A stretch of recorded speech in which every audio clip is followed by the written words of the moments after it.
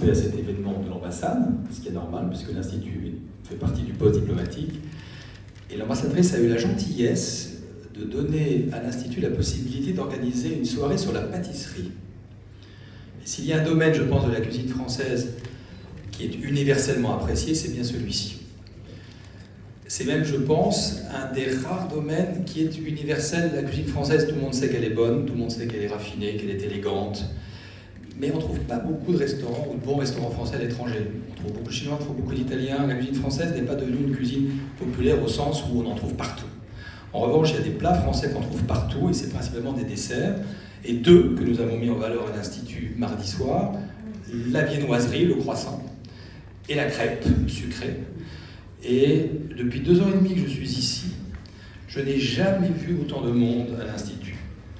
Pour goûter évidemment les croissants et les crêpes, et pour regarder un film, dont l'ambassadrice a parlé tout à l'heure, à la Belle Étoile, qui raconte l'histoire vraie d'un jeune Français d'origine marocaine, d'un milieu très modeste, partant avec beaucoup de difficultés dans la vie, une mère indigne, il est retiré à sa famille, il fréquente il a une mauvaise fréquentation, et il devient à force d'appétit pour la pâtisserie, d'amour pour la cuisine, de travail, le champion du monde de la pâtisserie.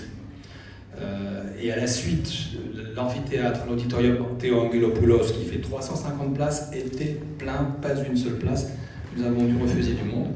Et à l'issue de la projection, Jean-Marie Hoffmann a modéré, je dirais pas un débat, mais a posé quelques questions pendant de 30 à 40 minutes à 3 de nos chefs ce soir, Arnaud Ferrer, Marie Simon, championne du monde des arts sucrés, et Stelios Parliaros, qui est parmi nous au public, avec beaucoup d'intérêt du public, une comparaison, les apports de la pâtisserie française à la pâtisserie grecque, dont a parlé Stelios Parliaros, les apports aussi de la pâtisserie grecque à la pâtisserie française. Et je sais que quand on est à l'étranger en tant que Français, autant que n'importe où, quand on est à l'étranger, il y a quelque chose qui manque du pays. Alors évidemment, c'est d'entendre parler français tous les jours.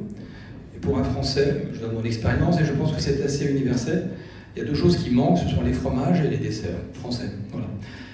Les fromages, on arrive à en trouver, les desserts aussi quelques-uns. Et ce qui m'a frappé, c'est à quel point le public grec, on essaie toujours, quand on organise des événements à l'Institut, de dire qu'est-ce qui va faire venir le public, pourquoi les gens vont venir, pourquoi ils vont s'intéresser à ce qu'on présente. Bien, désormais, je le sais pour l'avoir vécu, la gastronomie, la pâtisserie, la nourriture, c'est quelque chose d'universel qui touche tout le monde, et c'est un des points communs entre nos 2 peuples. Il y en a beaucoup, il y a beaucoup d'affinités entre français et grec, et je crois que la cuisine, cette semaine l'a démontré, en est un. Voilà, merci.